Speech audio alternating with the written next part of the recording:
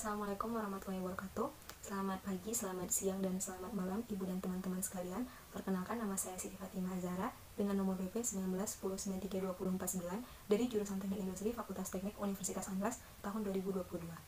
Baiklah, pada kesempatan kali ini saya akan mempresentasikan proposal penelitian saya mengenai analisis pengendalian kualitas menggunakan metode statistical processing control pada usaha Sanjay Nina.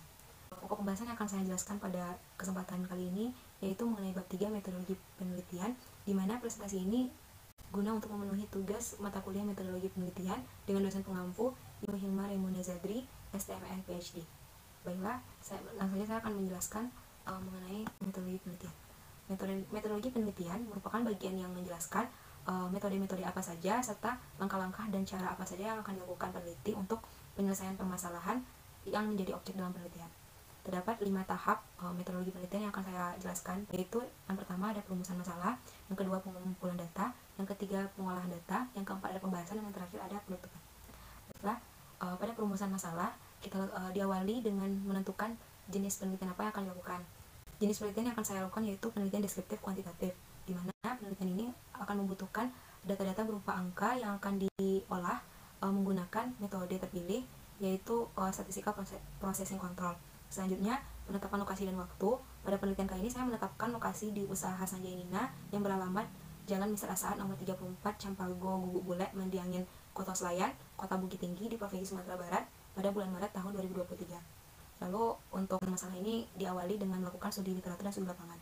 Studi literatur dapat diartikan sebagai suatu kegiatan yang dilakukan untuk mengumpulkan informasi maupun materi-materi yang relevan dengan topik penelitian, baik itu berasal dari buku, skripsi, artikel maupun jurnal-jurnal terkait yang beridentitas jelas, di mana pada studi literatur pada penelitian ini studi literatur yang akan saya kaji yaitu mengenai pengendalian kualitas, lalu faktor yang mempengaruhi pengendalian kualitas, lalu ada statistical processing control, serta ada 7 tools quality control. Lalu selanjutnya dilakukan studi lapangan, di mana studi lapangan merupakan kegiatan untuk mengamati dan mengumpulkan informasi dengan pengamatan langsung kejadian yang ada di lapangan. Untuk studi lapangan, saya melakukan 3 cara. Yang pertama itu melalui wawancara dengan menanyakan kepada orang-orang yang mengetahui tentang objek yang akan saya teliti. Ini bisa dari ownernya sendiri maupun dari pekerja-pekerja yang ada pada tempat usaha. Lalu selanjutnya melakukan observasi. Di sini akan dilakukan pengamatan setiap alur proses produksi, sistem produksi, metode produksi, serta lingkungan yang tempat produksi.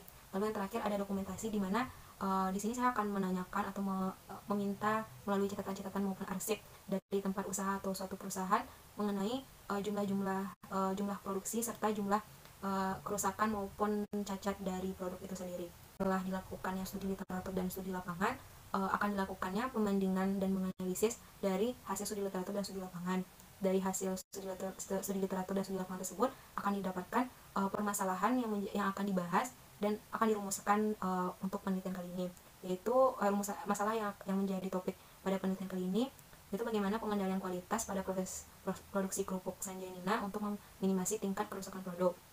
Untuk penyelesaian masalah ini sendiri, input data-data yang dibutuhkan yaitu ada profil perusahaan serta data-data dari proses produksi di tempat tersebut.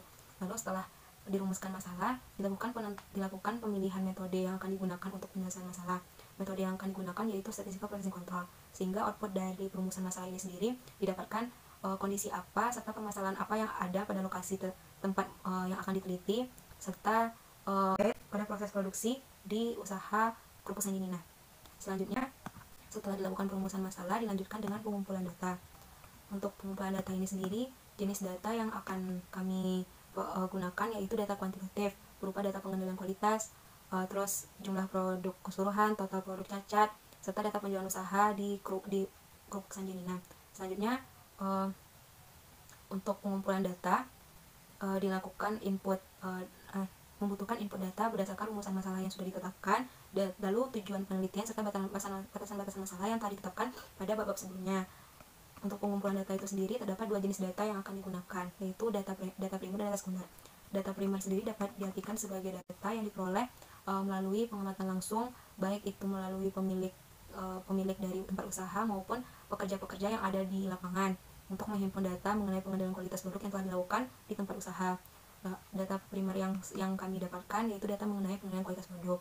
Lalu selanjutnya data sekunder, di mana data ini didapatkan dari arsip maupun catatan-catatan dari tempat usaha maupun perusahaan mengenai data jumlah produk, jumlah produksi, jumlah produk yang cacat pada saat produksi, lalu juga data penjualan yang telah dilakukan di tempat usaha. Selanjutnya, setelah dilakukan pengumpulan data, kita akan mengetahui gambaran-gambaran dari bagaimana tingkat pengendalian kualitas produk yang sudah ada pada perusahaan atau perusahaan tersebut, dan output yang akan kita dapatkan yaitu data tersebut dapat diolah untuk mengetahui tingkat kerusakan produk dalam produksi. Selanjutnya dilanjutkan dengan proses pengolahan data. Untuk pengolahan data sendiri, input yang kita butuhkan yaitu hasil pengumpulan data, dari data-data dari hasil pengumpulan data. Lalu selanjutnya untuk proses dari pengolahan data itu sendiri, membuat lembar pemeriksaan atau check sheet, membuat diagram sebab akibat, membuat diagram sebar, membuat diagram Pareto, membuat diagram alir, membuat histogram serta peta kendali. Dan output yang akan didapatkan yaitu kita mengetahui bagaimana tingkat kerusakan pada produk saat proses produksi. Selanjutnya itu pembahasan, di mana pada pembahasan ini kita menganalisis data-data yang sudah kita olah sebelumnya. Untuk inputnya sendiri merupakan hasil pengolahan data di proses pengolahan data. Lalu untuk prosesnya kita dapat menganalisis tingkat kerusakan berdasarkan faktor-faktor yang mempengaruhi, menggunakan metode terpilih, dan menganalisis cara untuk mengatasi permasalahan kerusakan tersebut. Dan output yang akan kita dapatkan dari analisis data ini sendiri yaitu jumlah tingkat kerusakan produk pada proses produksi dan solusi atau perbaikan untuk mengatasi permasalahan yang ada.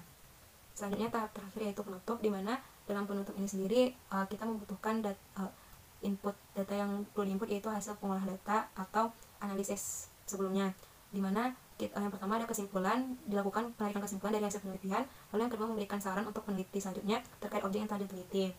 Sehingga output dari bagian ini kita dapat mengetahui cara pengendalian kualitas produk yang baik dan benar untuk mengurangi tingkat kecacatan yang dapat diterapkan pada tempat usaha maupun perusahaan kedepannya.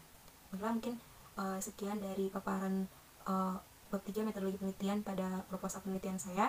Mohon maaf apabila ada salah kata. Saya tutup. Assalamualaikum warahmatullahi wabarakatuh.